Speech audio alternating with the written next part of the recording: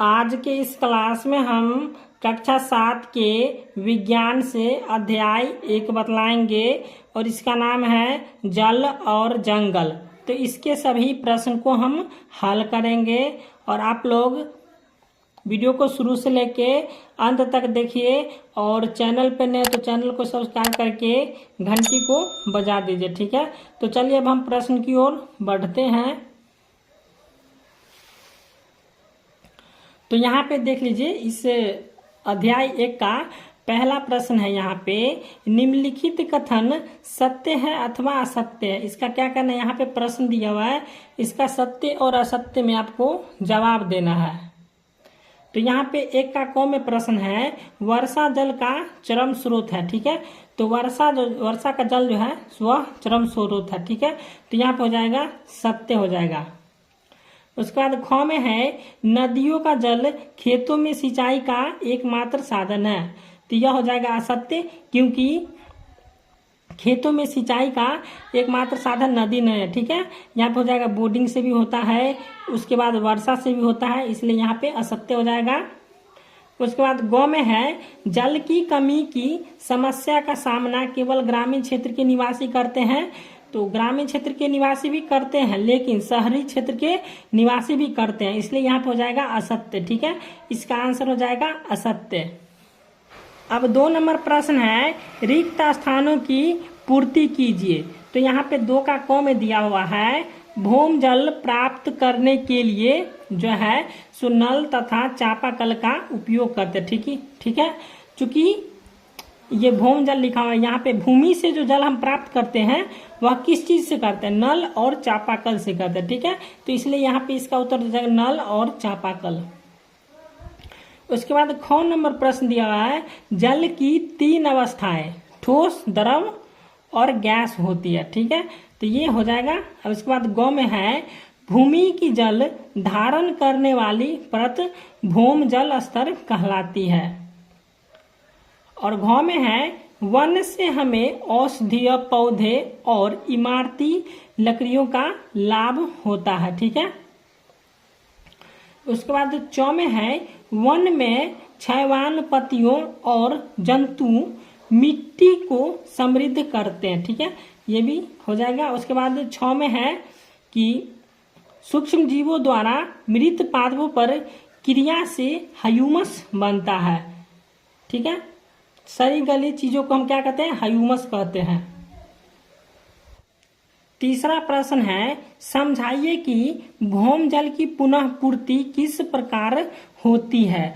तो इसका उत्तर हो जाएगा, वर्षा का जल मिट्टी से रिस कर भूमि के नीचे रिक्त स्थानों तथा चट्टानों के ऊपर और दरारों में भर जाता है और इसी प्रकार भूम जल की पुनः पूर्ति होती है, ठीक है। क्योंकि वर्षा जब होता है तो वर्षा का जल क्या करते हैं, मिट्टी में जो है सो अपना जगह खोजता है, ठीक है।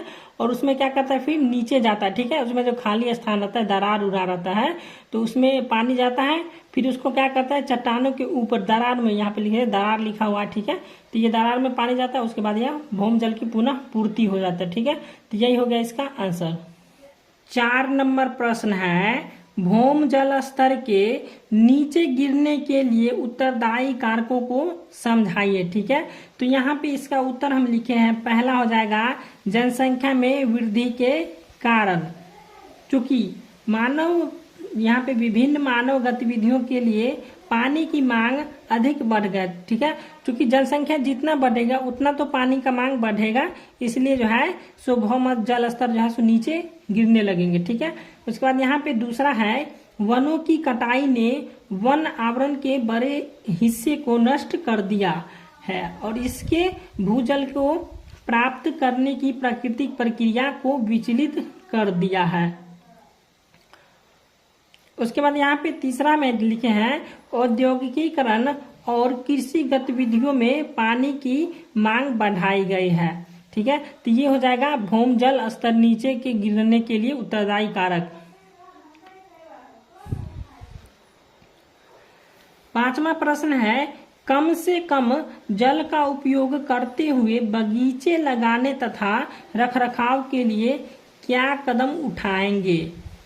तो यहाँ पे हम पहला लिखे इसका उत्तर कि बगीचे के पानी के उपयोग के लिए ड्रिप बूंद, यानी कि जो पाइप में जो छेद थोड़ा थोड़ा कर देते हैं पतला वाला पाइप में, वही होता है ड्रिप बूंद। सिंचाई का इस्तेमाल करेंगे, इसके इस्तेमाल से कम पानी बर्बाद होगा। ठीक है, समझ गए होंगे। उसके बाद यहाँ पे दूसरा है, इसी प्रकार नलकूप की जल को जो पाइप द्वारा बगीचे में ले जाकर उपयोग करेंगे, जिससे जल की खपत कम होगी। ठीक है, ये भी आप प्रश्न समझ गए होंगे इसका आंसर।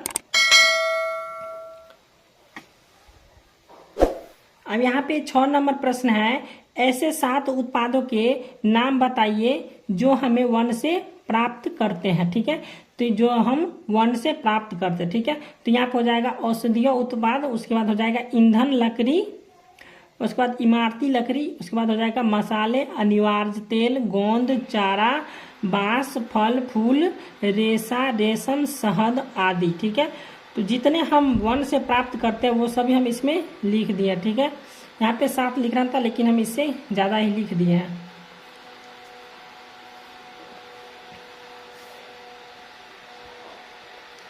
अब 7वां प्रश्न है, वनों में कुछ भी व्यर्थ नहीं होता है, क्यों, समझाइए। तो यहाँ पे इसका उत्तर हम लिखेंगे, वन कई प्रकार के जीव जंतुओं के आवास है और वन में अनेक खाद्य श्रृंखलाएं पाए जाती हैं। ठीक है, सभी में परस्पर संबंध होता है एवं एक दूसरे पर आश्रित होते हैं और वनों में भरे हुए जीव जंतु भी सूक्ष्म जीव द्वारा अपघटित होकर ह्यूमस में परिवर्तित हो जाते हैं, यानी कि सड़ी गली चीजों में अपवर्तित हो जाते हैं और जो अंततः पौधे के पोषण में सहायक होते हैं। और इसी प्रकार वनों में कुछ भी व्यर्थ नहीं होता है। 8वां प्रश्न है, अपघटक किसे कहते हैं और ये वन एवं जीवों की वृद्धि में किस प्रकार सहायक हैं। तो इसका उत्तर हम लिखेंगे कि वे सूक्ष्म जीव जो मृत पौधों और जानवरों के शरीर को सड़ाकर ह्यूमस बनाने में सहायक होते हैं, अपघटक कहलाते हैं। जैसे छोटे छोटे जीव को हम क्या कहते हैं, अपघटक कहते हैं। ठीक है, उसके बाद यहाँ पे अपघटक मिट्टी में आवश्यक पोषक संतुलन को बनाए रखने में मदद करता है और ह्यूमस पौधे के पोषण में सहायक होता है, जिससे खाद्य श्रृंखला भी पूरी होती है। तो ये हो गया 8 का आंसर। उसके बाद यहाँ पे 9 नंबर प्रश्न है, ऑक्सीजन तथा कार्बन डाइऑक्साइड संतुलन बनाए रखने में वन के योगदान को समझाइए। ये 9 नंबर प्रश्न है। ठीक है, तो इसका उत्तर हम लिखे हैं पहला कि वृक्ष हरे रंग के होते हैं। वृक्ष तो हरे रंग के होते ही हैं। उसके बाद हरे पौधे प्रकाश संश्लेषण के दौरान कार्बन डाइऑक्साइड CO2 का उपयोग करते हैं। ठीक है, उसके बाद और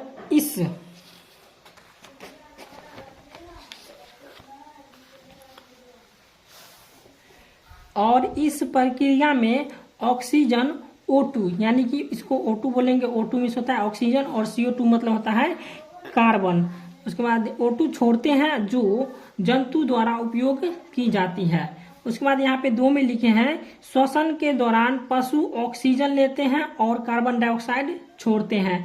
इसी तरह वायुमंडल में O2 यानी कि ऑक्सीजन और CO2 का संतुलन बना रहता है। ठीक है, तो यहाँ पे इस प्रकार से आप इसको लिख लीजिएगा और वीडियो अच्छा लगा तो वीडियो को लाइक कीजिएगा और चैनल को सब्सक्राइब कर दीजिएगा।